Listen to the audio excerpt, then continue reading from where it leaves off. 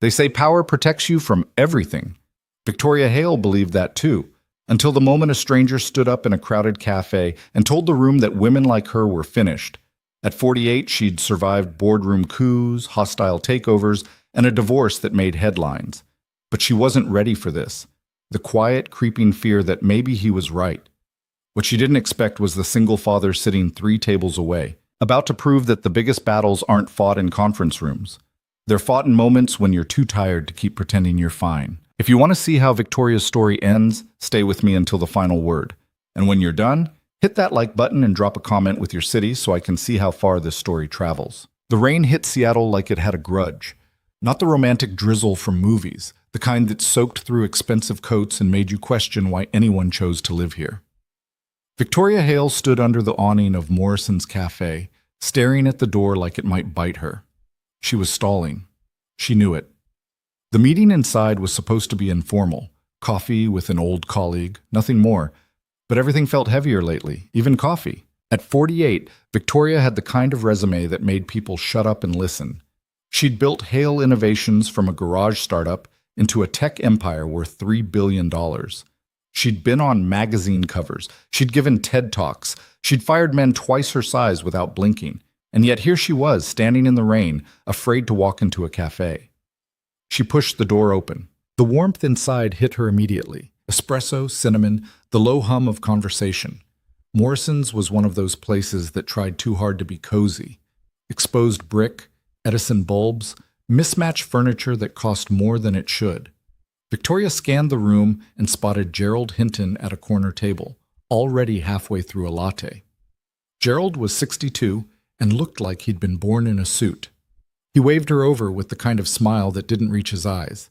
"Victoria, glad you could make it." She slid into the chair across from him, shrugging off her coat. "You said it was important." "It is." He leaned back, studying her. "You look tired." "I'm fine." "You're not." Victoria's jaw tightened. She'd known Gerald for 15 years. He'd been on her board when Hale Innovations went public. He was also the kind of man who thought bluntness was the same thing as honesty. "Gerald, I didn't come here for a wellness check." "No, you came here because I told you there's a problem." He set his cup down. "The board's getting nervous." "About what?" "About you." The words landed like a slap. Victoria kept her face neutral, but her pulse kicked up. "Explain." "The Lawson deal fell through.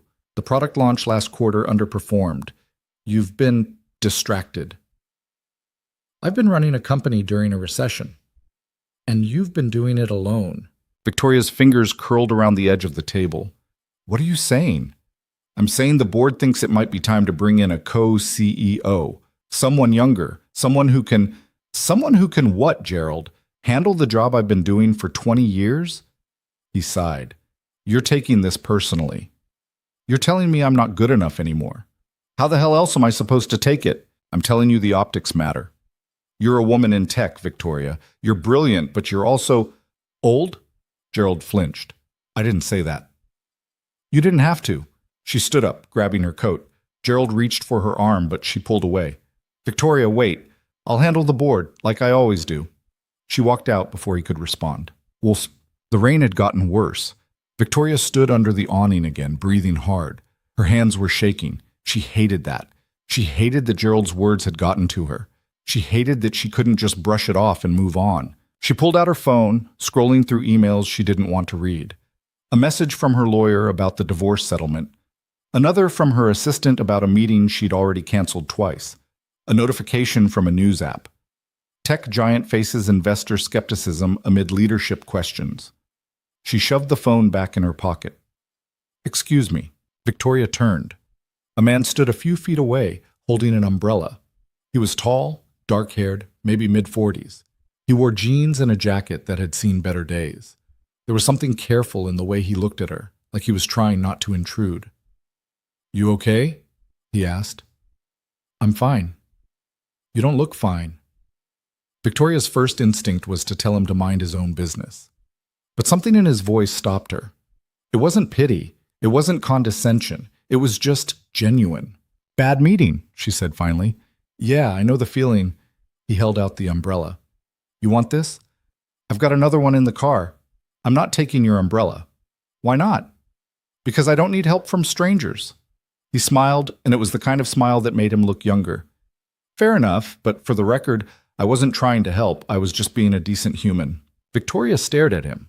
Then, against her better judgment, she laughed. It was short and sharp, but it was real. Okay, she said. Fine. Give me the umbrella. He handed it over. Their fingers brushed for a second, and Victoria felt something she hadn't felt in a long time. A flicker of warmth that had nothing to do with coffee or cozy cafes.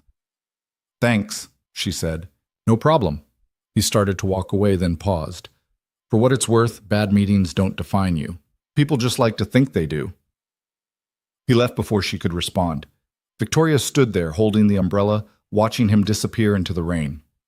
She went back inside. It wasn't a conscious decision. She just didn't want to go home yet. Home was an empty penthouse with floor-to-ceiling windows and furniture she'd never picked out.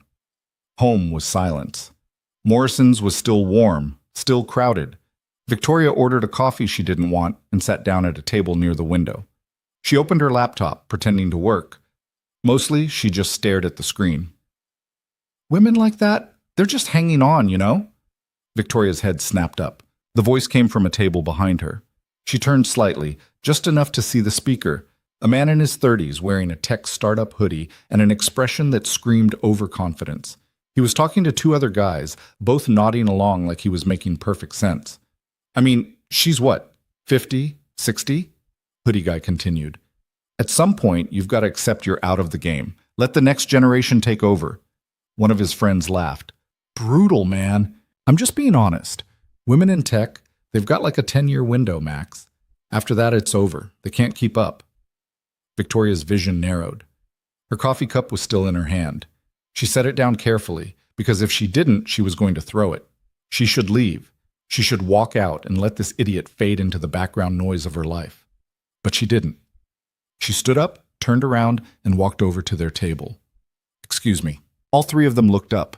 Hoodie guy blinked, clearly not expecting a woman in a tailored coat to be standing over him. Can I help you? He asked, his tone dripping with fake politeness. You can stop talking, Victoria said. He laughed. What? You heard me. Stop talking, because everything you just said was ignorant, sexist, and factually wrong. Hoodie guy's smile faded. Lady, I don't know who you think you are. Victoria Hale, CEO of Hale Innovations. Maybe you've heard of it. The color drained from his face. Oh, he said.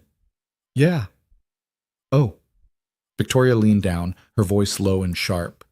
Here's some free advice. The next time you want to talk about women being out of the game, maybe check if one of them is sitting 3 feet away. Better yet, shut up entirely. She straightened up, grabbed her coat, and walked out. The cafe was dead silent. Victoria made it halfway down the block before she realized she was shaking again. Not from anger this time, from adrenaline.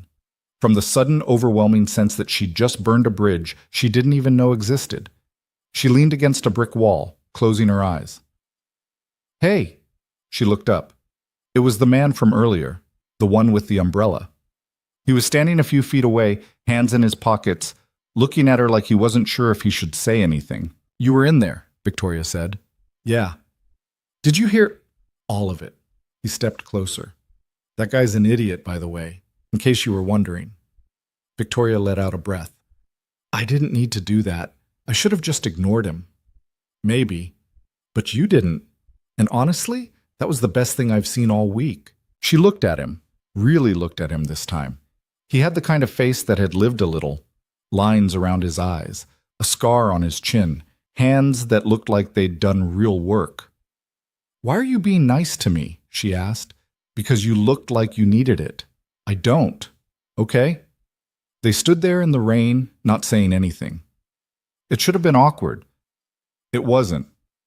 I'm Ethan, he said finally. Victoria. I know, you introduced yourself in there. She almost smiled. Right. Ethan glanced back at the cafe. You want to get out of here? There's a better place down the street, quieter, less idiots. Victoria should have said no. She should have gone home, answered emails, figured out how to deal with Gerald and the board. Instead, she said, okay. The place Ethan took her to wasn't better. It was worse. A dive bar called The Anchor that smelled like old wood and spilled beer. But it was quiet, and the bartender didn't ask questions. They sat at a corner booth. Ethan ordered a whiskey. Victoria ordered the same, even though she hated whiskey. "You don't have to drink that," Ethan said. "I know." She took a sip anyway. It burned. "So," Ethan said. "Bad day?" Victoria laughed. It came out sharper than she meant it to. "You could say that." "Want to talk about it?" "Not really." "Fair enough." They sat in silence. It was strange sitting with someone who didn't need her to be anything, who wasn't waiting for her to perform or strategize or prove herself. "What about you?" Victoria asked. "What's your story?" Ethan shrugged. "Not much to tell. I'm a software engineer, freelance mostly. I've got a daughter. She's 9. "What's her name?" "Lily." "Just the two of you?" "Yeah, her mom left when Lily was 3. Haven't heard from her since." Victoria studied him. "I'm sorry." "Don't be. We're doing fine." "Are you?" Ethan looked at her, and for a second his guard dropped. "Most days." Victoria understood that. Most days. Not every day, but enough to keep going. "I'm divorced too," she said. 2 years now. No kids." "That's rough." "It was my choice. He wanted a family. I wanted a company. Guess which one won?" Ethan didn't say anything. He didn't need to. "I thought it would feel different," Victoria said quietly. "Building something, being successful. I thought it would be enough." "Is it?" She looked down at her glass. "No." The word hung between them. Ethan leaned back. "You know what the worst part is? People think because you're good at something, you've got it all figured out. Like success means you don't get lonely, or scared, or tired." Victoria's throat tightened. "Yeah, but you do." "Yeah." They drank in silence. An hour later, Victoria's phone buzzed. She glanced at it and groaned. "Problem?" Ethan asked. "My assistant. There's a situation at the office." "What kind of situation?" "The kind that means I need to leave." She stood up, grabbing her coat. "Thanks for the drink." "Any time." She hesitated. "I mean it. Thank you. For everything." Ethan smiled. "Get out of here, Victoria. Go fix whatever needs fixing." She left. But as she walked out into the rain, she realized something. For the first time in months, she didn't feel alone. The office was chaos. Victoria walked into Hale Innovations at 11 p.m. to find half her team still there, huddled around monitors and talking in sharp, urgent voices. Her COO, Marcus Delgado, met her at the elevator. "Tell me," Victoria said. "Cyber attack. Started 2 hours ago. They're targeting our client database." Victoria's stomach dropped. "How bad?" "Bad. If they get in, we lose everything. Customer data, proprietary algorithms, trade secrets, everything." "Who's handling it?" "Our security team, but Victoria, they're not enough. Whoever's doing this, they're good. Really good." Victoria's mind raced. "Call in outside help. I don't care what it costs." "We already tried. Everyone we trust is either unavailable or can't get here in time." She wanted to scream. Instead, she took a breath. "Then we do it ourselves. Get everyone in the conference room. I want a full breakdown in 5 minutes." Marcus nodded and disappeared. Victoria stood alone in the hallway, staring at the glass walls of her empire. Everything she'd built, everything she'd sacrificed for. It was all about to disappear. Oh, the conference room was standing room only. Victoria stood at the head of the table, arms crossed, listening as her lead security engineer, a 26-year-old named Priya, walked her through the attack. "They're using a distributed denial of service to overwhelm our servers while they probe for vulnerabilities," Priya said. "We've patched what we can, but they keep finding new entry points." "How long until they're in?" Victoria asked. "Best case, 6 hours. Worst case, 2. Victoria's jaw tightened. "Options?" "We shut everything down. Lock the servers, cut external access, and rebuild from scratch. That'll take weeks." "Yeah, but it's the only way to guarantee they don't get in." Victoria shook her head. "No, we're not shutting down. Find another way." "Victoria, there is no other way." "Then make one." The room went quiet. Marcus leaned forward. Victoria, maybe we should. I said no. Her voice was ice. We don't shut down. We don't roll over. We fight. Priya looked at Marcus. Marcus looked at Victoria. Okay, Marcus said finally. We fight. 3 hours later, they were losing. The attack had escalated. 2 of their servers were already compromised. Priya's team was working around the clock, but it wasn't enough. Victoria sat in her office, staring at her laptop screen. The numbers didn't lie. They were out of time. Her phone buzzed. A text from an unknown number. Heard you're having a rough night. Ethan. Victoria blinked. How the hell did he get her number? She typed back. Understatement of the year. His response came seconds later. What's going on? She hesitated. Then, because she was too tired to care, she told him. Cyber attack. We can't stop it. I'm about to lose everything. There was a pause. Then, send me the details. Victoria frowned. What? Your server logs, firewall config, whatever you've got. Send it to me. Why? Because I might be able to help. You're a freelance engineer. Yeah, a really good one. Victoria should have said no. She should have told him this was above his pay grade and hung up. Instead, she sent him the files. But 20 minutes later, her phone rang. You're being hit by a botnet, Ethan said, skipping the pleasantries. Russian, probably.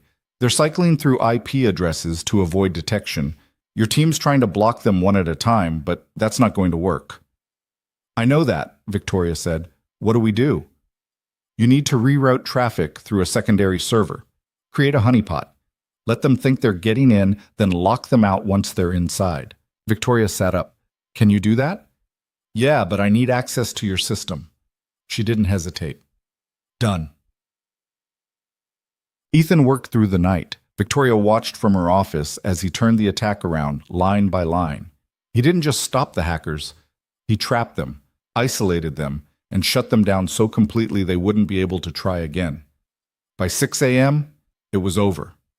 Victoria walked into the conference room where her team was staring at their screens in disbelief.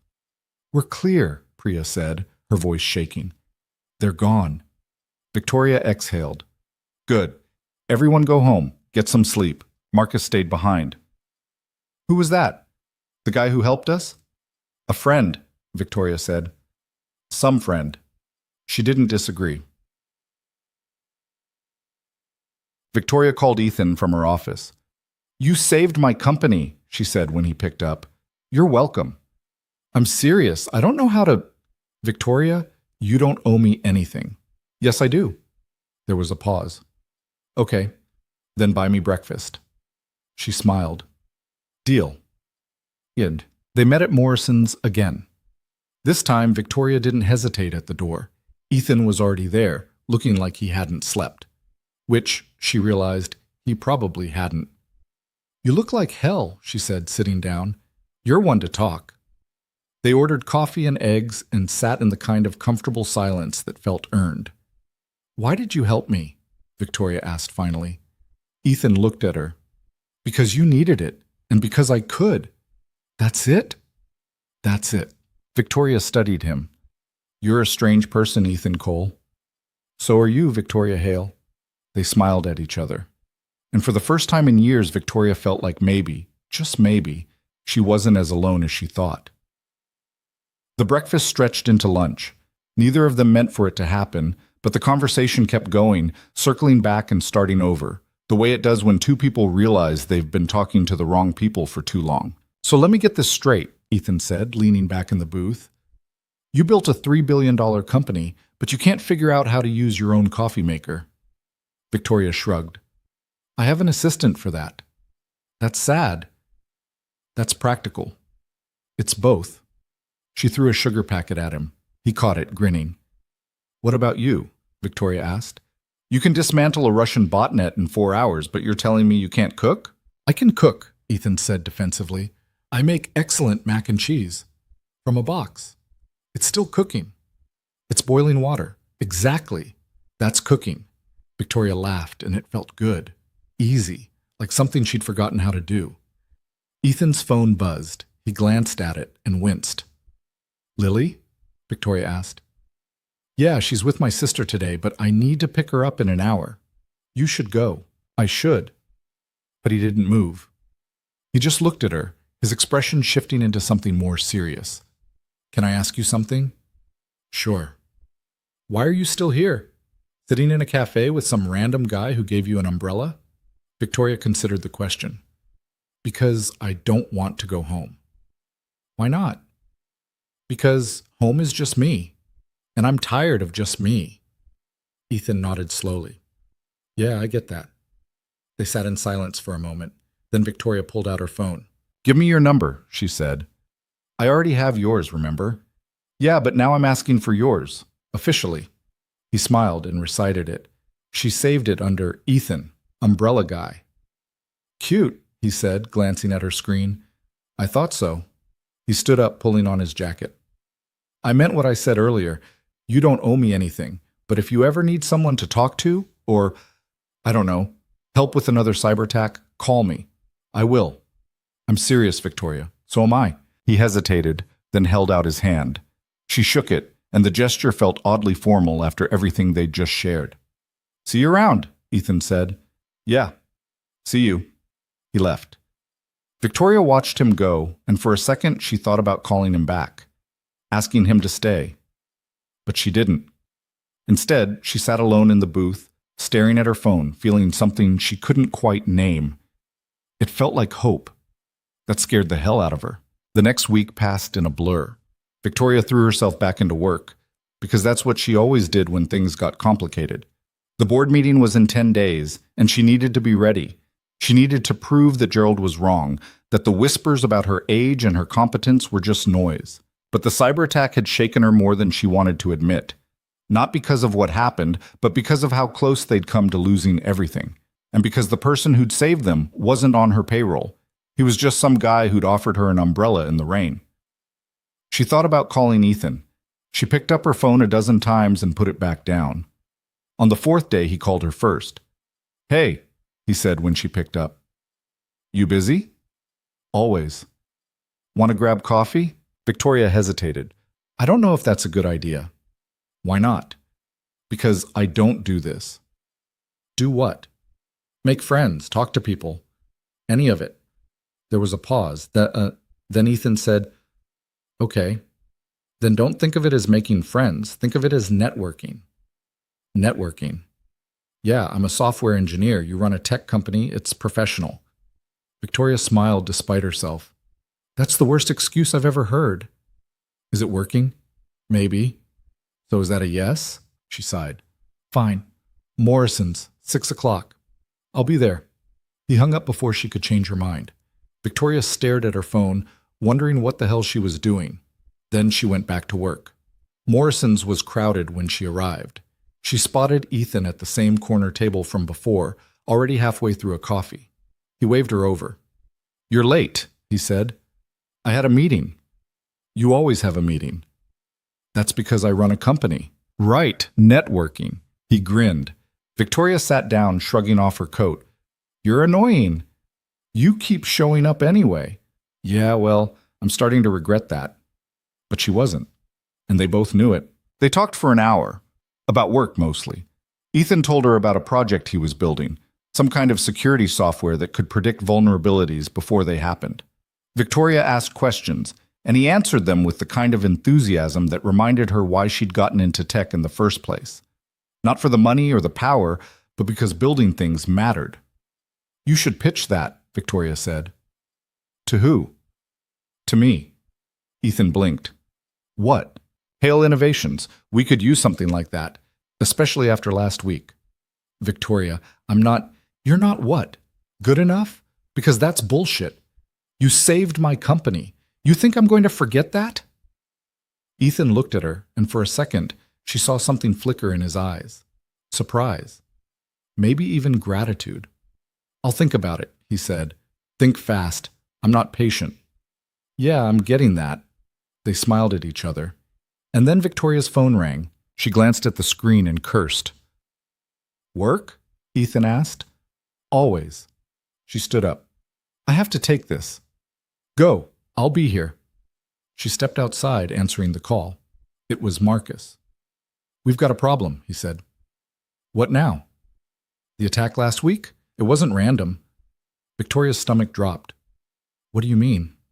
I mean someone targeted us, specifically, and they're not done. She closed her eyes. How do you know? Because they just sent us a message.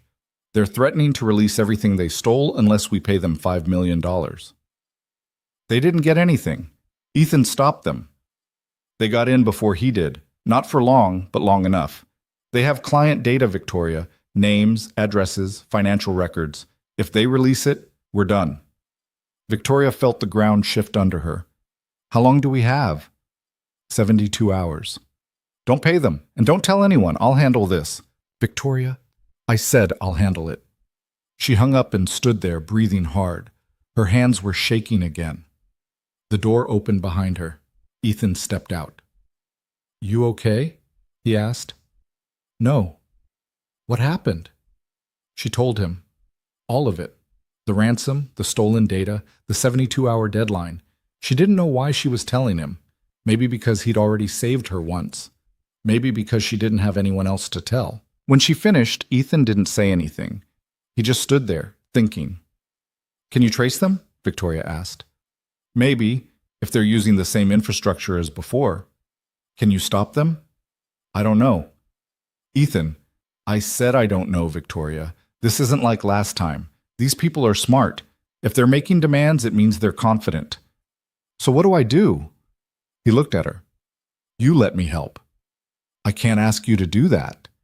You're not asking. I'm offering. Why? Because you need it. He stepped closer. And because I don't want to see you lose everything you've built. Victoria's throat tightened. You don't even know me. I know enough.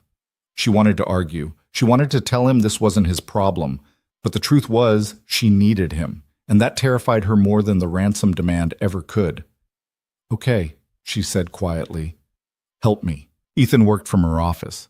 Victoria set him up with a laptop and full access to their systems, and then she did the hardest thing she'd ever done. She let go.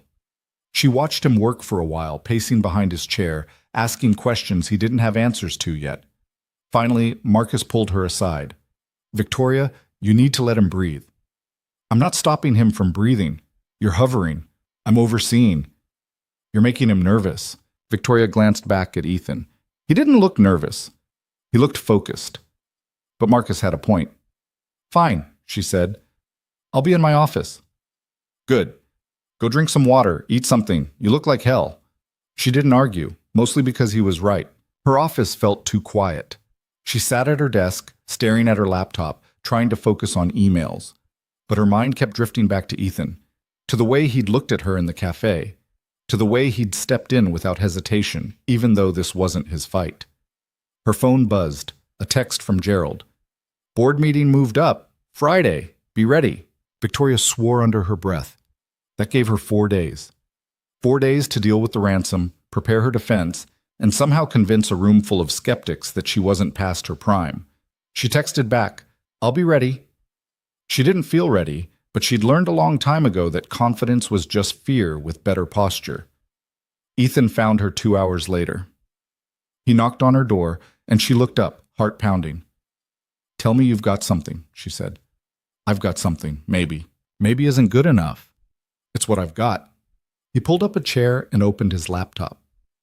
The ransom message was sent through a proxy server in Estonia, but the server's just a relay. The real source is somewhere else. Can you find it? I'm trying, but these people know what they're doing. They've layered their tracks so deep, it's like peeling an onion. How long? I don't know. Could be hours. Could be days. Victoria's jaw tightened. We don't have days. I know. So what do we do? Ethan leaned back, rubbing his eyes. We keep digging, and we hope we get lucky. I don't believe in luck. Then we hope I'm really good at my job. Victoria almost smiled. You are. Yeah, I am. They worked through the night. Ethan at his laptop, Victoria pacing the office, fielding calls from Marcus and Priya and the legal team. No one asked who Ethan was or why he was there. They just accepted it, the way you accept anything in a crisis. Around 3 a.m., Ethan stood up and stretched. I need a break, he said. We don't have time for breaks. Victoria, I've been staring at code for 6 hours. If I don't take a break, I'm going to miss something. She wanted to argue, but he was right. Fine, she said. 10 minutes. They went to the break room. Ethan made coffee, badly, and they sat at the small table by the window, looking out at the city. You ever sleep? Ethan asked. Not if I can help it. That's unhealthy. So is running on caffeine and stubbornness, but here we are. He smiled. Fair point. They sat in silence for a while. Then Ethan said, Can I ask you something? Sure. Why do you care so much? About the company, I mean. You've already made it. You've already won. Why keep fighting? Victoria looked at him. Because if I stop, what do I have left? I don't know. A life? I don't have a life. I have a company. That's all I've ever had. That's not true, isn't it? She set her coffee down. I don't have kids. I don't have a partner. I don't have hobbies or friends or anything that isn't tied to Hale Innovations. If I lose this, I lose everything. Ethan studied her. You really believe that? I know it. Then you're wrong. Victoria frowned. Excuse me? You're wrong, because you're sitting here right now with me. And that's not nothing. She didn't know what to say to that, so she didn't say anything. They went back to work. By dawn, Ethan had something. Not a solution, but a lead. He traced the ransom message back to a server farm in Ukraine. It wasn't much, but it was progress. Can you shut them down? Victoria asked. Not yet, but I'm close. How close? Close enough that you should start hoping I'm as good as I think I am. She almost laughed. I already do. Ethan looked at her, and something passed between them. Something unspoken but undeniable. I should go, he said. Lily's going to wonder where I've been. You've been here all night. She knows that. Yeah, but I still need to be there when she wakes up. That's the deal. Victoria nodded. Go. I'll call you if anything changes. You better. He left, and Victoria sat alone in her office, feeling the weight of everything pressing down on her. The ransom. The board meeting. The fact that she'd just spent the entire night with a man she barely knew and somehow felt closer to him than anyone she'd worked with for years. She picked up her phone and stared at Ethan's number. Then she put it down and went back to work. The next 2 days were a race against time. Ethan worked remotely, sending updates every few hours. He'd narrowed the source down to 3 possible locations, but he couldn't pinpoint which one was real without more time. Time they didn't have. On the second night, Victoria called him. We need to make a decision, she said. The deadline's tomorrow. If we don't have an answer by then, I'm going to have to consider paying. Don't pay them. I don't have a choice. You do. Just give me 1 more day. I don't have 1 more day. Then give me 12 hours. Victoria closed her eyes. Ethan. 12 hours, Victoria. That's all I need. She wanted to say no. She wanted to tell him it was too risky. But the truth was, she trusted him. And that was the scariest part of all. Okay, she said. 12 hours. I won't let you down. You better not. She hung up and sat in the dark, waiting. 11 hours later, Ethan called her back. I found them, he said. Victoria sat up. Where? Belarus. Small operation, maybe 3 or 4 people. They've been running scams like this for months. Hale Innovations wasn't even their only target. Can you stop them? Already did. I locked them out of their own servers and wiped the data they stole. It's gone. All of it. Victoria exhaled, and it felt like the first real breath she'd taken in days. You're sure? Positive. Ethan, I don't. You don't owe me anything, remember? Yes, I do. There was a pause. Then Ethan said, Okay, then buy me dinner. Victoria smiled. Deal. The board meeting was 2 days later. Victoria walked into the conference room at 9 a.m., feeling like she was about to face a firing squad. Gerald was already there, along with 8 other board members. They sat around the long table, faces blank, notepads open. Victoria took her seat at the head of the table and folded her hands. Let's get started, she said. Gerald cleared his throat. Victoria, I think we all know why we're here. The company's been through a difficult few months. The Lawson deal fell through. The product launch underperformed, and last week's cyber attack raised serious questions about our security infrastructure. The attack was handled, Victoria said. We didn't lose a single piece of data. That's not the point. Then what is the point, Gerald? He leaned forward. The point is that the board is concerned about your ability to lead this company moving forward. We're proposing a restructuring, a co-CEO model with you and someone younger sharing leadership responsibilities. Victoria's pulse kicked up. You want to replace me? We want to support you by bringing in someone to do my job, by bringing in someone to help you do your job. Victoria looked around the table. Most of the board members wouldn't meet her eyes. And if I say no, she asked. Then we'll vote, Gerald said. And I think you know how that vote will go. Victoria's hands clenched under the table. You're making a mistake. We're making a business decision. Based on what? One bad quarter? One attack that we stopped? Based on the fact that this company needs fresh leadership, and you're not it anymore. The words landed like a punch.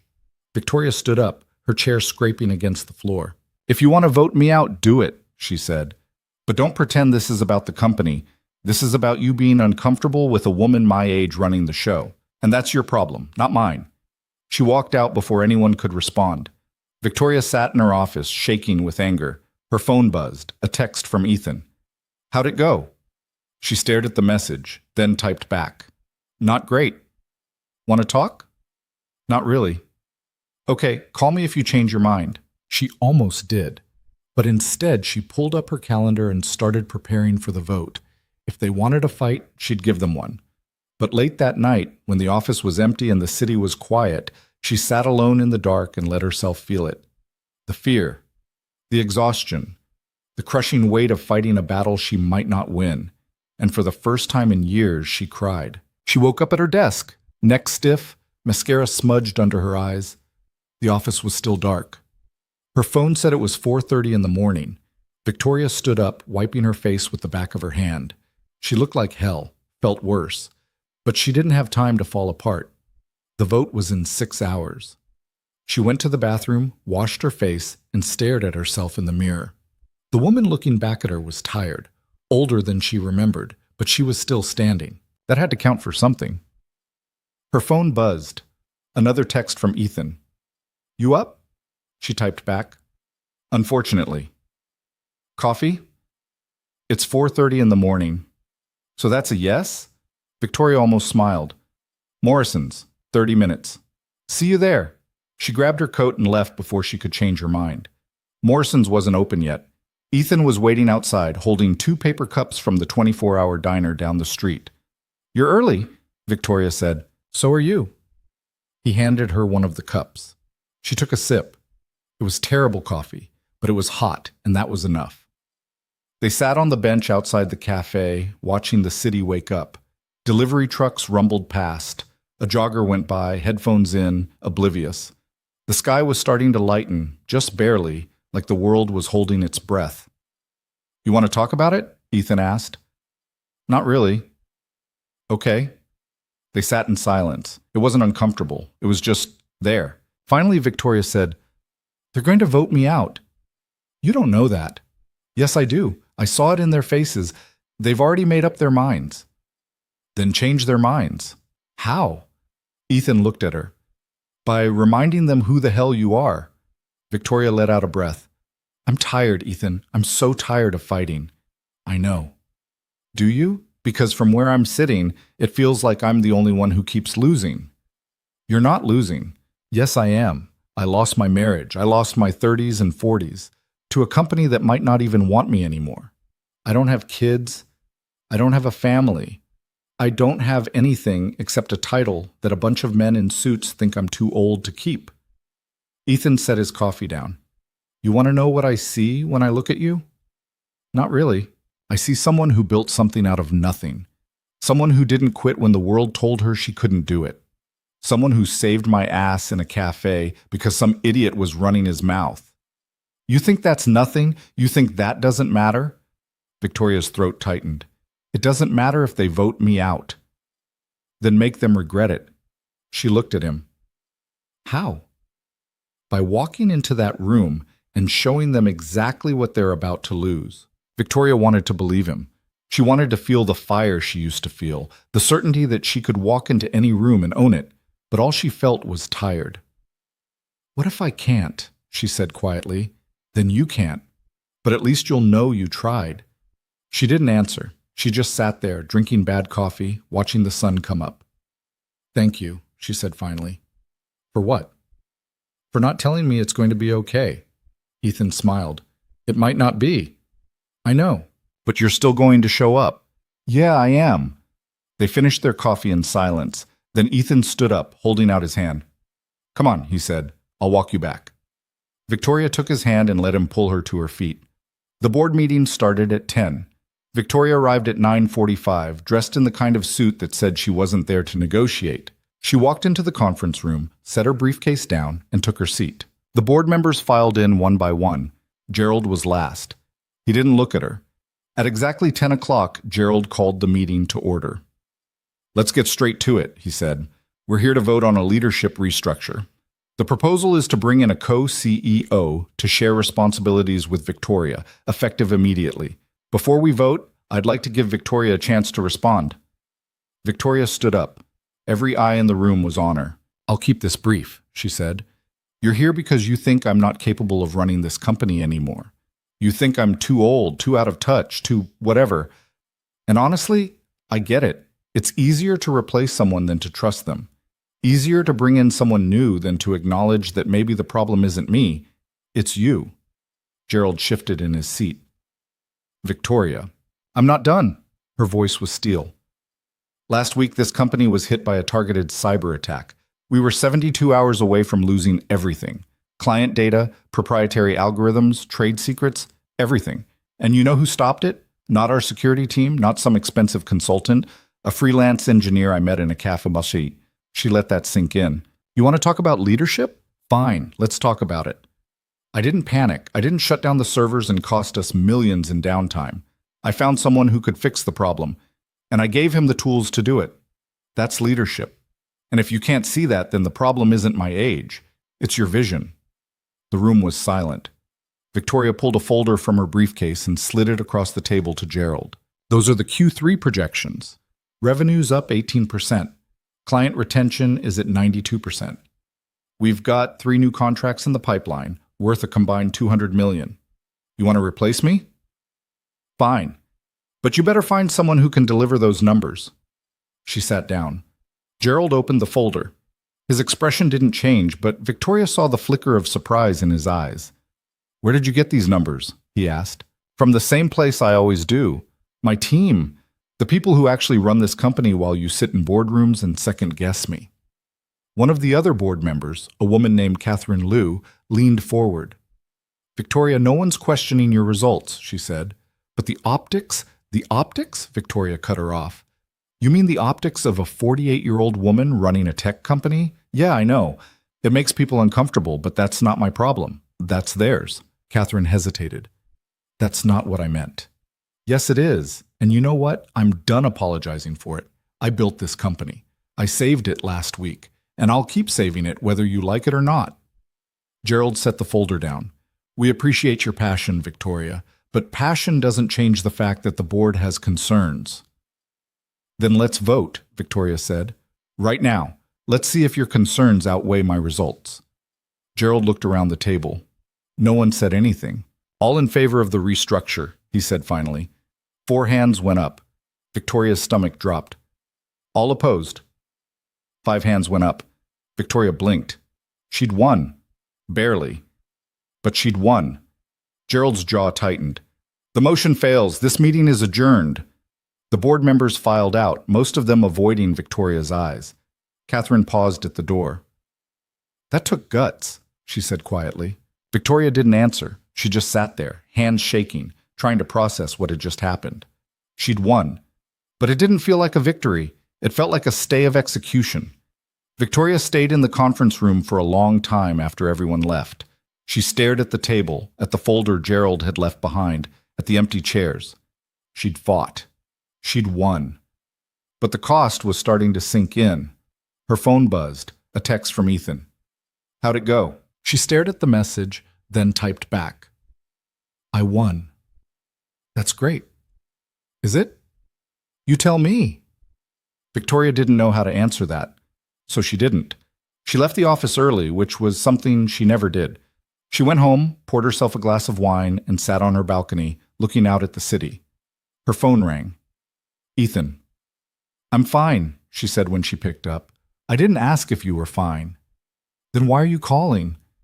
Because I wanted to see if you were okay. Victoria closed her eyes. I don't know. Want to talk about it? I won the vote, Ethan. I kept my job. I should be celebrating. But you're not. No. Why not? She took a sip of wine. Because it doesn't feel like I won. It feels like I just delayed losing. Ethan was quiet for a moment. Then he said, You want some company? I don't know if that's a good idea. I'm not asking if it's a good idea. I'm asking if you want company. Victoria hesitated. Then she gave him her address. I'll be there in 20 minutes, Ethan said. He hung up before she could change her mind. Ethan showed up with takeout. Chinese food, the kind that came in grease-stained paper bags and smelled better than it tasted. He set it on her kitchen counter and looked around. Nice place, he said. It's too big. Yeah, I can see that. They ate in the living room, sitting on the floor, because Victoria's furniture was the kind you looked at, but didn't actually use. Ethan opened a container of lo mein and handed her a fork. You don't use chopsticks, she asked. I'm from Kansas. We use forks. You're from Kansas? Born and raised. How did you end up in Seattle? Long story. I've got time. Ethan shrugged. Came out here for college. Met Lily's mom. Thought we were going to build a life. Then she left, and I stayed because Lily needed stability. That's it. Not very exciting. It's honest. Yeah, it is. They ate in silence for a while. Then Victoria said, Thank you. For what? For showing up. For this. She gestured at the takeout. I don't have a lot of people who just show up. You should. Yeah, well, that's the price of success, I guess. Ethan looked at her. That's a shitty price. It's the one I paid. Doesn't mean it was worth it. Victoria didn't answer. Because he was right. They finished eating, and Ethan helped her clean up. Then they sat on the balcony, watching the city lights flicker in the distance. Can I ask you something? Ethan said. Sure. Do you regret it? Building the company. Choosing it over everything else. Victoria thought about it. I don't know. Sometimes I do. Sometimes I think I traded everything that mattered for something that doesn't matter at all. And other times? Other times I think it was the only thing I knew how to do. Ethan nodded. Yeah, I get that. They sat in silence, and then Ethan said, You want to meet Lily? Victoria turned to look at him. What? Lily, my daughter. You want to meet her? Why? Because I think you'd like her. And because I think she'd like you. Victoria's chest tightened. Ethan, I don't know if... You don't have to decide now. Just think about it. Okay. Okay. He left an hour later. Victoria stood in the doorway watching him go, and for the first time in a long time, she didn't feel alone. The next few weeks were strange. Victoria threw herself back into work, because that's what she always did. But something had shifted. She found herself checking her phone more often, waiting for texts from Ethan. They talked almost every day, sometimes about work, sometimes about nothing. He sent her pictures of Lily's drawings. She sent him articles about cybersecurity she thought he'd find interesting. It was easy, comfortable, and that scared her, because comfort meant vulnerability, and vulnerability meant risk. But she kept texting him anyway. 3 weeks after the board meeting, Ethan called her on a Saturday morning. You busy? He asked. Always. Want to not be busy? Victoria smiled. What do you have in mind? Lily wants to go to the aquarium. I thought maybe you'd want to come. Victoria's breath caught. Ethan, I know it's weird, but she's been asking about you. You told her about me? Yeah, I told her you're a friend. And she wants to meet me? She wants to meet the lady who runs a company and yelled at a guy in a cafe. I may have told her that story. Victoria laughed despite herself. You're ridiculous. Is that a yes? She should have said no. She should have told him this was moving too fast, that she didn't do kids or families or any of it. But she didn't. Okay, she said. I'll come. Great, I'll pick you up at 10. He hung up before she could panic. Ethan showed up at 9:55 with Lily in the back seat. She was small for 9, with dark hair pulled into a ponytail and her father's eyes. She waved at Victoria through the window. Victoria climbed into the front seat, suddenly feeling like she'd made a huge mistake. "Hi," Lily said from the back. "Hi," Victoria said. "You're the lady who yelled at the mean guy." Victoria glanced at Ethan. He shrugged. "Yeah," Victoria said. "That's me." "That's cool. I wish I could yell at mean people." "Maybe don't make that your life goal," Ethan said. "Why not? Victoria did it." Victoria couldn't help it. She laughed. The aquarium was crowded. Families everywhere, kids running between exhibits, parents looking exhausted. Victoria felt out of place, like she'd stepped into someone else's life. But Lily grabbed her hand and pulled her toward the jellyfish tank, and suddenly, it didn't matter. "Look at that one," Lily said, pointing. "It's glowing." "It's bioluminescent," Victoria said. "What's that mean?" "It means it makes its own light." Lily's eyes went wide. "That's so cool." They spent 2 hours wandering the aquarium. Lily asked a million questions, and Victoria answered as many as she could. Ethan hung back, watching them with an expression Victoria couldn't quite read. At the touch tank, Lily convinced Victoria to pet a sea cucumber. "It's squishy," Lily said. "It's disgusting," Victoria said. "But you did it anyway." "Yeah, I did," Lily grinned. "You're brave." Victoria's chest tightened. "Thanks, kid." On the drive home, Lily fell asleep in the back seat. Ethan glanced at Victoria. "That wasn't so bad, was it?" he asked. "It was terrifying." "But you survived." "Barely." He smiled. "She likes you." "How can you tell?" "Because she held your hand. She doesn't do that with everyone." Victoria looked back at Lily, curled up in her booster seat, mouth slightly open. She looked so small, so trusting. "She's a good kid," Victoria said. "Yeah, she is." They pulled up to Victoria's building. Ethan put the car in park but didn't turn off the engine. "Thanks for coming," he said. "Thanks for inviting me." "I mean it, Victoria. Today meant a lot. To both of us." Victoria didn't know what to say, so she just nodded. She got out of the car, and Ethan drove away. Victoria stood on the sidewalk watching them go, feeling something she couldn't name. It felt like hope, and it felt like fear. That night, Victoria couldn't sleep. She kept thinking about Lily's hand in hers, about Ethan's smile, about the way it had felt to be part of something that wasn't work. She picked up her phone and stared at Ethan's number. Then she typed a message. "Today was good. Thank you." His response came almost immediately. "Anytime. Lily's already asking when you can come over for dinner." Victoria smiled. "Tell her I'll check my schedule." "She's 9. She doesn't care about your schedule." "Then tell her soon." "I will." Victoria set her phone down and closed her eyes. For the first time in years, she fell asleep without dreading the morning. The next month passed in a blur. Victoria saw Ethan and Lily almost every weekend. They went to the park, to movies, to dinner at cheap places Lily picked because she liked the crayons. Victoria found herself looking forward to Saturdays in a way she never had before. Work was still work. The board was still watching her, but it didn't feel as suffocating anymore. And then everything fell apart. It started with an email, anonymous, sent to the board and half the executive team. The subject line was simple: conflict of interest. Inside was a photo. Victoria and Ethan sitting on her balcony, laughing. The timestamp was from 3 weeks ago. Below the photo was a single line. "Is this who's making decisions for Hale Innovations?" Victoria stared at the screen, her blood going cold.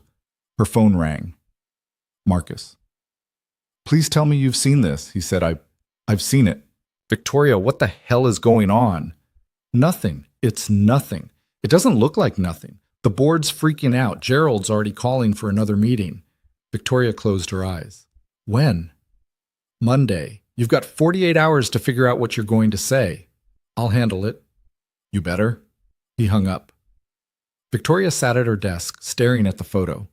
It was innocent, just two people talking, but she knew how it looked. She knew what people would say. Her phone buzzed. A text from Ethan. "You okay?" "Marcus just called me." Victoria's hands were shaking. She typed back, "We need to talk." "I'm coming over." "No, not here. Morrison's. 1 hour." "Okay." She grabbed her coat and left before anyone could stop her. Ethan was already waiting when she arrived. He stood up as she walked in, his face tight with worry.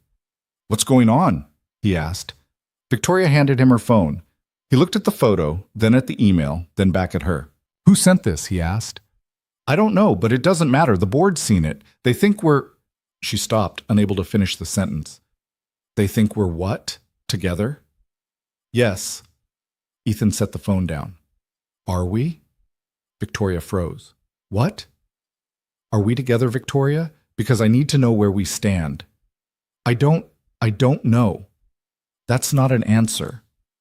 "It's the only one I have." Ethan looked at her and she saw the hurt in his eyes. "You know what? Forget it. This was a mistake." "Ethan, no. You don't get to do this. You don't get to pull me into your life, introduce me to your world, let me think that maybe we're building something, and then act like I'm the problem when it gets complicated. That's not what I'm doing."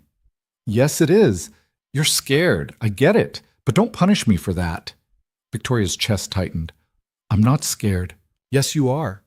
You're terrified. Because for the first time in your life, you care about something that isn't work, and you don't know how to handle it. That's not fair, isn't it?" They stared at each other. The cafe around them faded into background noise. "I have a board meeting on Monday," Victoria said finally. "They're going to ask me about you, about us. And I don't know what to tell them. Tell them the truth." "Which is what? That you're allowed to have a life. That who you spend time with is none of their business. That you're not going to apologize for being human." Victoria shook her head. "You don't understand. If I do that, I lose everything. Or maybe you finally get everything." She didn't answer. She just stood there, feeling the weight of the choice pressing down on her. "I need to go," she said. "Victoria, I'm sorry, Ethan. I need to think." She walked out before he could stop her. And for the second time that month, she sat alone in her penthouse and cried. Sunday morning came with rain. Again.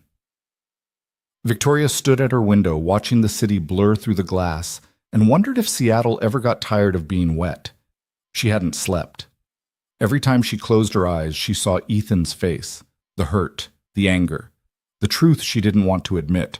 Her phone sat on the counter, silent. No texts, no calls, nothing. She'd ruined it. Whatever they'd been building, she'd destroyed it in one conversation. Because that's what she did. She built things, and then she burned them down before they could burn her first. Victoria picked up her phone and stared at Ethan's name. Her thumb hovered over the call button. Then she set it down. Not yet. First, she had to figure out what she was going to say to the board. Marcus called at noon. "Tell me you have a plan," he said. "I'm working on it." "That's not reassuring." "I know," Marcus sighed. "Victoria, I need you to be honest with me. Are you involved with this guy?" Victoria closed her eyes. "It's complicated." "That's a yes." "It's not. We're not." She stopped. "I don't know what we are." "Well, you better figure it out, because Gerald's already drafting a statement about leadership accountability and professional conduct. He's going to use this to push you out. Let him try." "Victoria," I said, "let him try, Marcus. I'm not running anymore." There was a long pause. Then Marcus said, "Okay, but you need to be ready for Monday. This isn't going to be like last time." "I know." "Do you? Because last time you had numbers on your side. This time you've got a scandal." "It's not a scandal. It's a photo." "It's a photo of you with a man who's not affiliated with the company, taken at your home, at night. You know what that looks like." "I know what people want it to look like." "Same thing." Victoria's jaw tightened. "I'll be ready." "I hope so." He hung up. Victoria stood there, phone in hand, feeling the walls close in. She'd spent 20 years building a reputation. One photo was about to destroy it, unless she fought back. She opened her laptop and started writing. By Sunday night, Victoria had a speech. It was good, strong, the kind of thing that would make people sit up and listen. But it wasn't honest. She deleted it and started over. This time, she wrote the truth. About Ethan. About what he meant to her. About the fact that she was allowed to be more than just a CEO.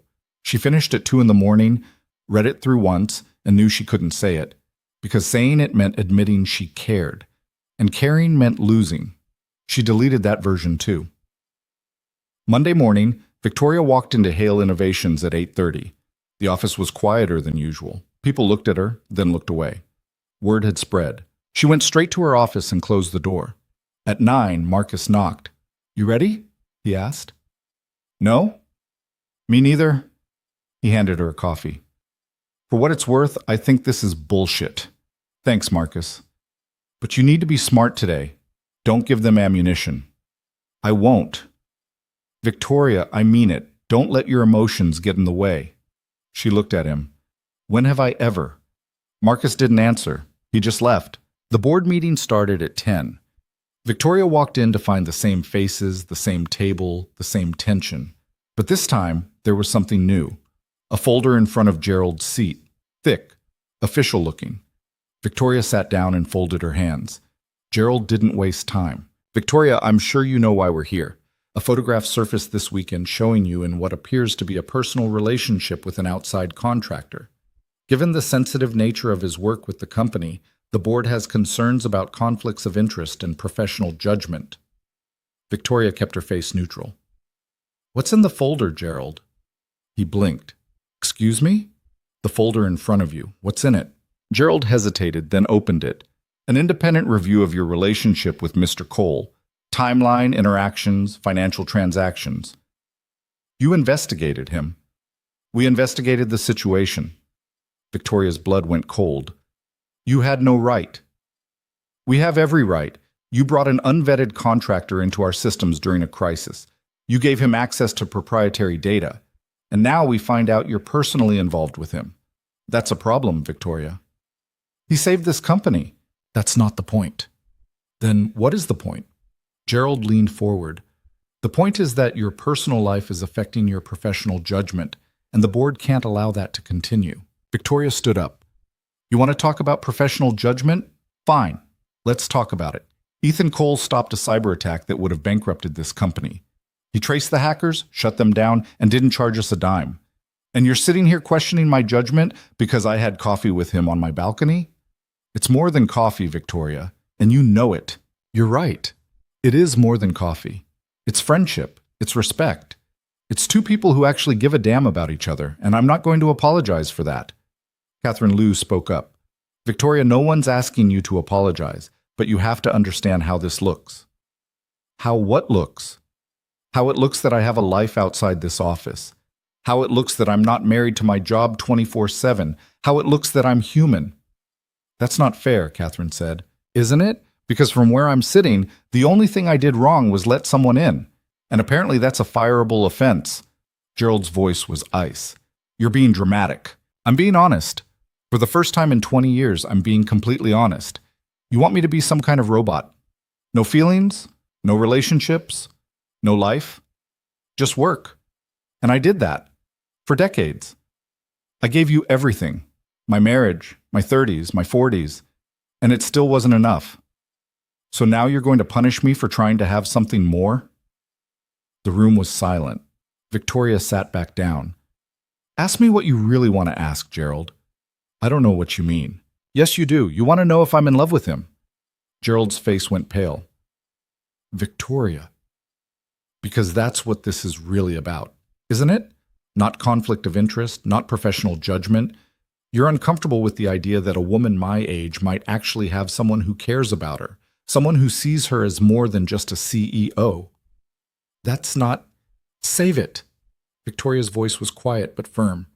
"I know what this is, and I'm done pretending it's anything else." She pulled out her own folder. Thinner than Gerald's, but just as official. "These are the contracts Ethan helped us secure. 3 deals worth $200 million combined. He didn't ask for credit. He didn't ask for payment. He just did the work because I asked him to. And you're going to sit here and tell me that's a conflict of interest?" Gerald opened the folder. His expression shifted. "You're also going to find a letter from our legal team," Victoria continued. "Ethan signed an NDA. He waived any claim to proprietary information. He did everything by the book. So unless you can prove he did something wrong, you've got nothing." Catherine looked at Gerald. "Is this true?" Gerald didn't answer. Victoria stood up again. I'm going to make this very simple. You want to vote me out? Do it. But don't hide behind some manufactured scandal. Own it. Admit that the real problem is that you don't like the fact that I'm not alone anymore, that I found someone who makes me happy, that I chose to have a life instead of just a career. Victoria, sit down, Gerald said. No. I'm done sitting down. I'm done being quiet. I'm done apologizing for being human. You want my resignation? You've got it. But I'm not going to stand here and let you pretend this is about anything other than your own discomfort. She grabbed her briefcase and walked to the door. Victoria, wait, Catherine said. Victoria turned. Don't leave, Catherine said. Not like this. Why not? Because we need you. Victoria laughed. It was sharp and bitter. No, you don't. You need a CEO who'll do what you say and never ask questions. That's not me. It never has been. She walked out. The hallway was empty. Victoria made it halfway to her office before her legs gave out. She leaned against the wall, breathing hard, feeling like she'd just run a marathon. Her phone buzzed. A text from Marcus.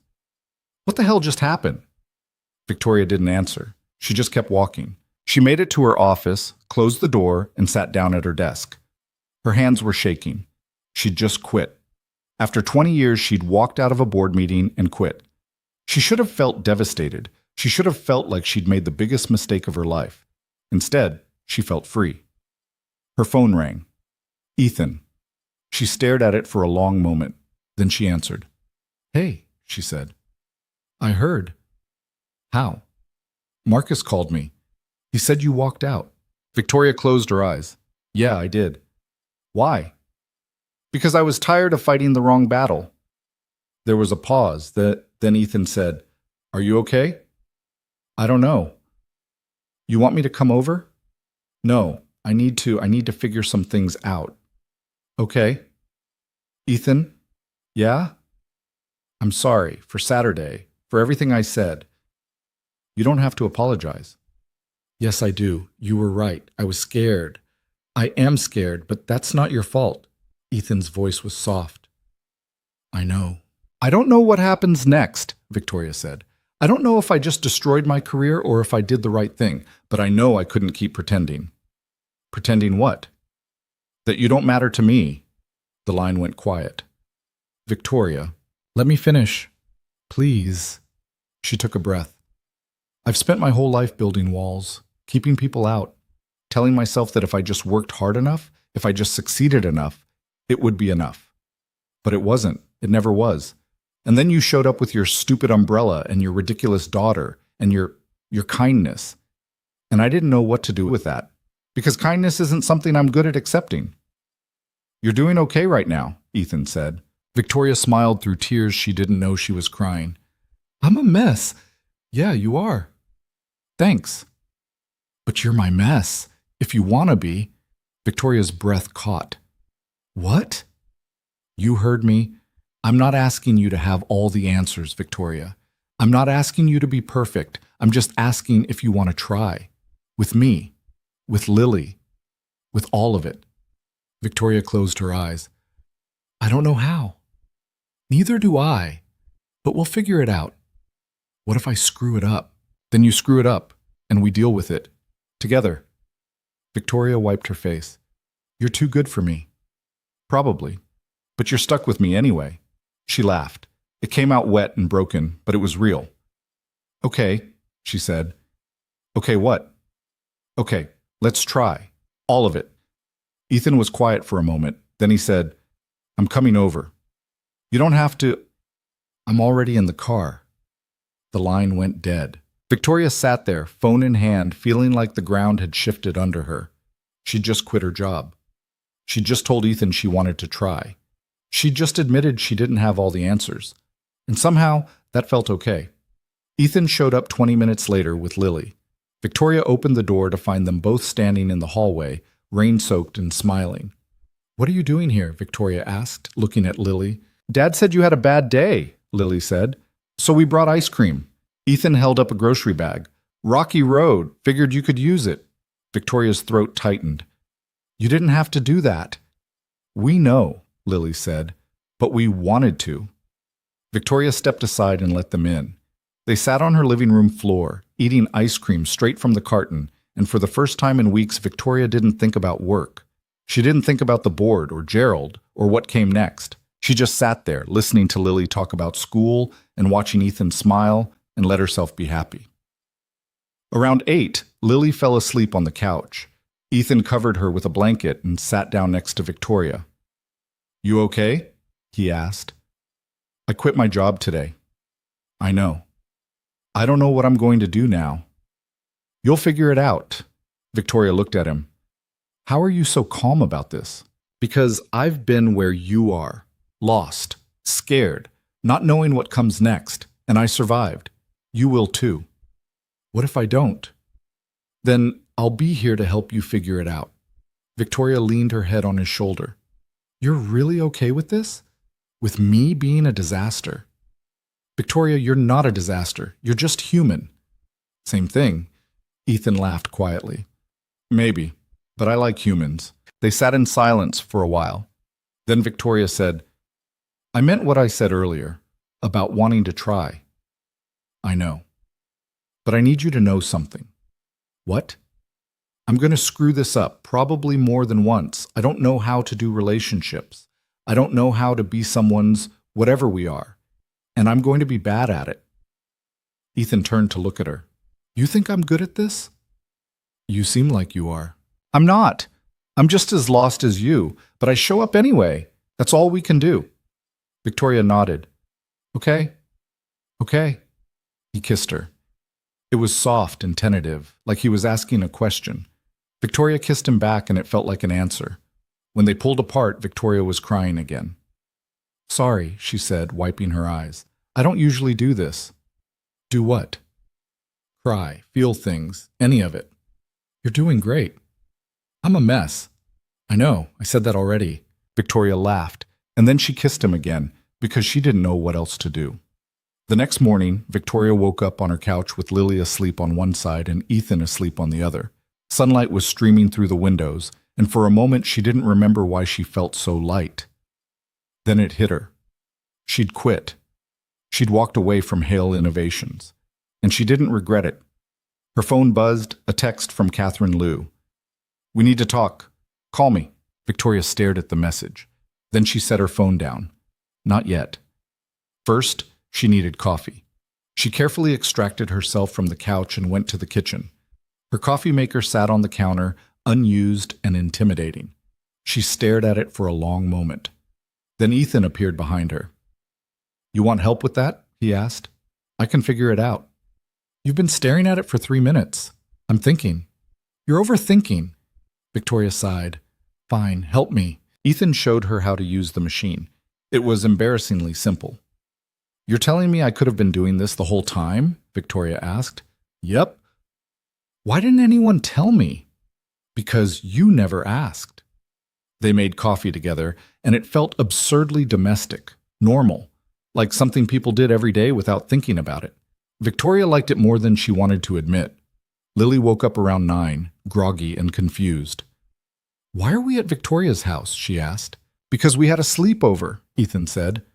"Cool. Can we have pancakes?" Victoria blinked. "I don't have pancake mix." "Then we'll go get some," Ethan said.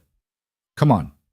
They went to the grocery store, all 3 of them. Victoria pushed the cart while Lily threw random things in it, and Ethan tried to maintain some semblance of a shopping list. People stared.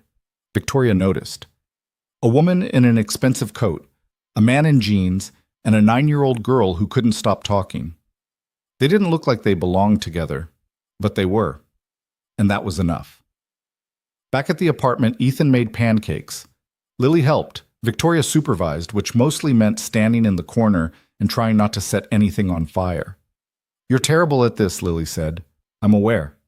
"It's okay. Dad's good enough for both of you." Victoria laughed. "Yeah, he is." After breakfast, Ethan took Lily home. Victoria stood in the doorway, watching them leave, and felt the emptiness settle back in. But it was different this time, because she knew they'd come back. Her phone rang, Catherine again. Victoria answered. "I'm glad you finally picked up," Catherine said. "What do you want, Catherine?" "To talk. About yesterday." "There's nothing to talk about. I quit." "Actually, you didn't." Victoria frowned. "What?" "You walked out. You didn't formally resign, which means you're still technically employed. I don't want to be. Victoria, listen to me. The board met after you left. We voted. On what? On Gerald's proposal. It failed. 7-2. Victoria sat down. What? We voted against the restructure, against the investigation, against all of it. You won. I walked out.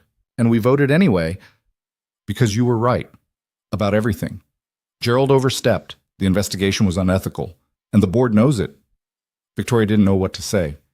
We want you to stay, Catherine said. On your terms. No co-CEO. No oversight. Just you running the company the way you've always run it. And if I say no, then we'll respect that. But I hope you won't. Victoria closed her eyes. I need time to think. Take all the time you need. But Victoria? Yeah? For what it's worth, I'm sorry. For everything. Catherine hung up. Victoria sat there, staring at her phone, feeling the weight of the decision settle over her. She'd fought for this. For 20 years, she'd fought to keep her company, to prove she was good enough, to earn a seat at a table that didn't want her, and now they were offering it back. But did she still want it? She didn't know. Her phone buzzed, a text from Ethan. Lily wants to know if you'll come to dinner on Friday. I want to know if you're okay. Victoria smiled. She typed back, yes to both. Then she set her phone down and stared out the window at the city she'd spent her whole life trying to conquer. Maybe it was time to stop conquering. Maybe it was time to just live.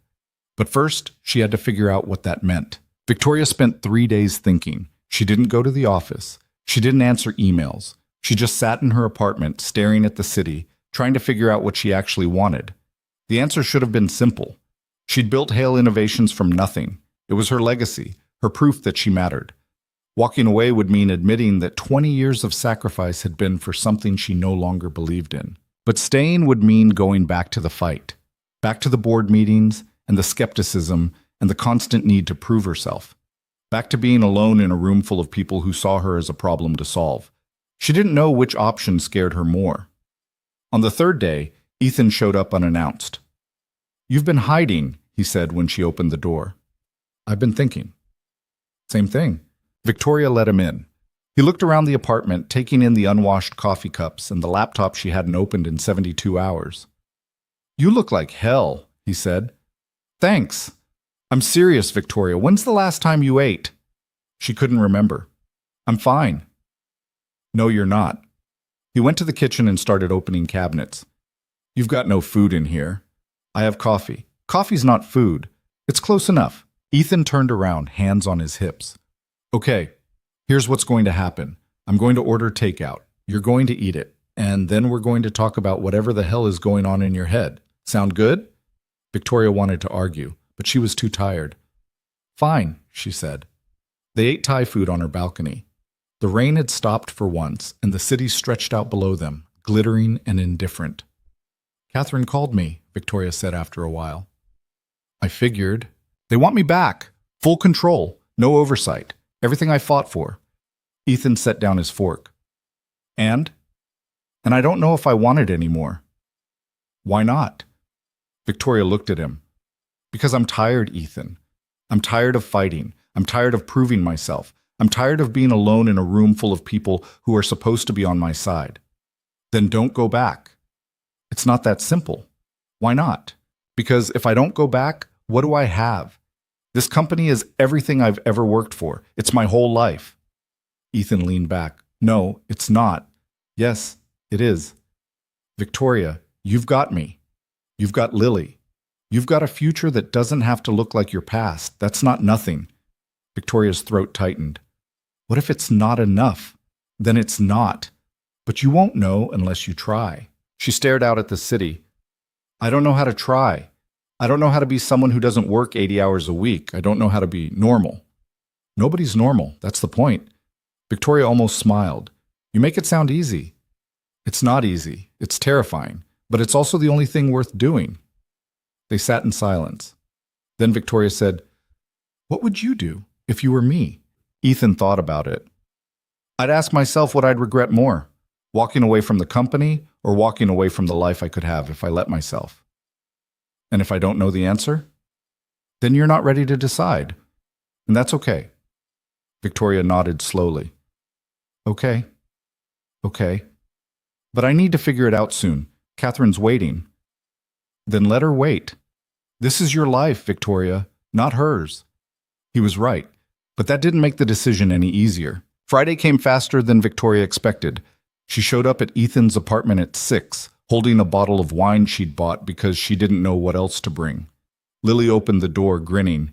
You came, she said. I said I would. Dad said you might change your mind. Victoria glanced at Ethan, who was standing in the kitchen, looking sheepish. I said you might be busy, he corrected. Same thing, Lily said. The apartment was small. 1 bedroom, a living room that doubled as a dining room, a kitchen that barely fit 2 people. It was nothing like Victoria's penthouse, but it felt lived in, warm, real. Dinner was spaghetti. Ethan had made it from scratch, and it was better than Victoria expected. This is really good, she said. Don't sound so surprised, Ethan said. I didn't know you could cook. I told you I could. You said you could make mac and cheese. This is basically fancy mac and cheese, Lily giggled. It's spaghetti, Dad. Tomato mac and cheese. Victoria laughed, and it felt good. Easy, like something she could get used to. After dinner, Lily insisted on showing Victoria her room. It was small, painted pink, with posters of animals and a bookshelf overflowing with chapter books. This is my favorite, Lily said, pulling out a worn copy of something called The One and Only Ivan. What's it about? Victoria asked. A gorilla who lives in a mall. It's sad, but also happy. Sounds complicated. It is, but that's what makes it good. Victoria sat on the edge of Lily's bed, watching her flip through the pages, and felt something settle in her chest, something she couldn't name but recognized anyway. It felt like belonging. Later, after Lily went to bed, Victoria and Ethan sat on the couch, drinking the wine she'd brought. She likes you, Ethan said. I like her too. She wants to know if you're going to be around more. Victoria looked at him. What did you tell her? I told her I hoped so. Victoria's chest tightened. Ethan, you don't have to answer that right now. I'm just telling you what she said. And what you said. Yeah, and what I said. Victoria took a sip of wine. I'm scared. I know. What if I'm not good at this? At being whatever this is? Then you're not good at it, and we figure it out anyway. You keep saying that, because it's true. Victoria set her glass down. I don't want to hurt her, or you. You won't. You don't know that. No, but I trust you anyway. Victoria looked at him, and something broke open inside her, something she'd been holding closed for years. I want to stay, she said quietly. Here? Yes. With you. With Lily. I want to try. Ethan's face softened. Yeah? Yeah? He kissed her. And this time it didn't feel like a question. It felt like a promise. Monday morning, Victoria called Catherine. I'm coming back, she said. Catherine exhaled. Thank God. But I have conditions. Of course you do. Victoria smiled. I want Gerald off the board. I want full autonomy over hiring and strategy. And I want the company to fund a new initiative. What kind of initiative? A mentorship program for women in tech, especially women over 40. There was a pause. That's a big ask, Victoria. I know, but if you want me back, that's the deal. I'll talk to the board. You do that. Victoria hung up and sat back in her chair. She didn't know if they'd agree, but for the first time she didn't care.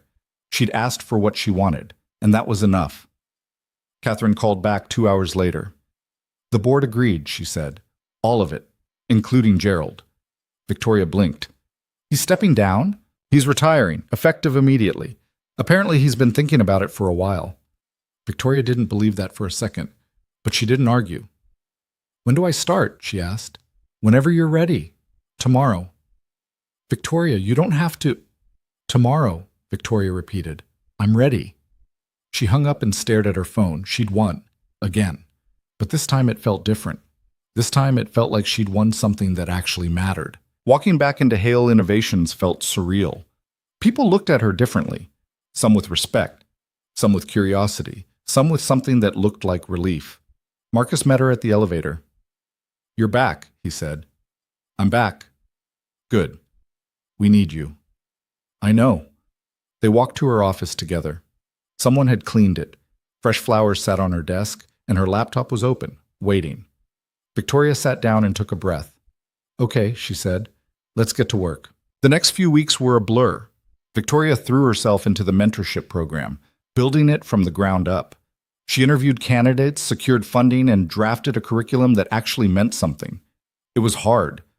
Harder than running the company in some ways, because it wasn't about profits or quarterly reports. It was about people, about giving them the tools to succeed in a world that didn't want them to. But it mattered, and that made all the difference. Ethan helped. He didn't have to, but he did.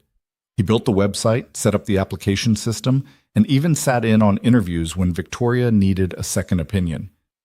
"You're good at this," she told him one night. "So are you." "I'm serious. You should do this full time." Ethan looked at her. "What? Work for you?" "Work with me. There's a difference." He thought about it. "Let me talk to Lily." "Take your time."